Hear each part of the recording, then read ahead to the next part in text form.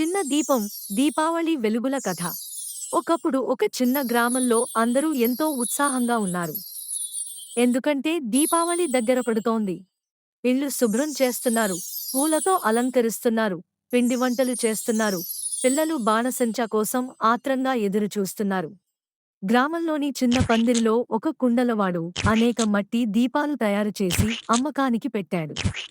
కొన్ని దీపాలు పెద్దవి, కొన్ని చిన్నవి, కొన్ని రంగురంగులుగా పూసినవి, కొన్ని సాధారణంగా ఉన్నవి.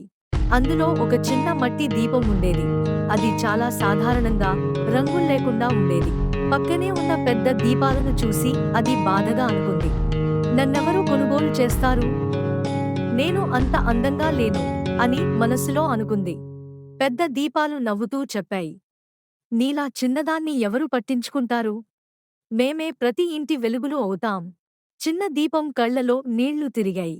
ఆ సాయంత్రం ఒక పేద వృద్ధమ్మ ఆ దుకాణానికి వచ్చింది. ఆమె దగ్గర ఒకే ఒక నాణెం ఉంది. అన్ని దీపాలను చూసి చివరగా ఆ చిన్న దీపాన్ని చూపించి, ఇదే సరిపోతుంది నా ఇంటికి అని కొనుగోలు చేసింది. చిన్న దీపం ఆశ్చర్యపోయింది. నన్నెవరైనా ఎన్నుకున్నారు అని సంతోషించింది. ఆ వృద్ధమ్మ ఇంటికి వచ్చి ఇల్లు శుభ్రం చేసింది. తర్వాత చిన్న దీపాన్ని కిటికీ దగ్గర పెట్టి నూనె పోసి వెలిగించింది. ఆ చిన్న దీపం తొలిసారి వెలిగింది. చిన్నదే అయినా వెలుగుతో నిండిపోయింది. ఆ వెలుగు ఆ పేదమ్మ ఇంటిని మొత్తం కాంతితో నింపింది. బయట అందరూ దీపావళి పండుగ జరుపుకుంటున్నారు. బాణసంచా, నవ్వులు, ఆనందం. ఆ సమయంలో లక్ష్మీదేవి ఆ గ్రామంలో ప్రతి ఇంటిని దర్శించడానికి బయలుదేరింది. పెద్ద ఇళ్లలో వెలుగులు ఉన్నా ఆమె కళ్లలో ఆ చిన్న ఇంటి కాంతి మెరుస్తోంది. అందులోకి వెళ్లి చూసింది. వృద్ధమ్మ భక్తితో చిన్న దీపాన్ని వెలిగించి సంతోషంగా ఉంది. లక్ష్మీదేవి చిరునవ్వు చిందించింది. భక్తి, స్వచ్ఛత ఉన్న చోటే నిజమైన సంపద ఉంటుంది అని ఆశీర్వదించింది.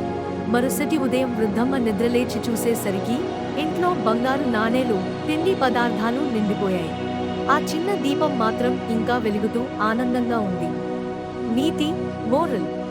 చిన్నదైనా నిజమైన వెలుగు ఉంటే ప్రపంచాన్ని మార్చగలదు.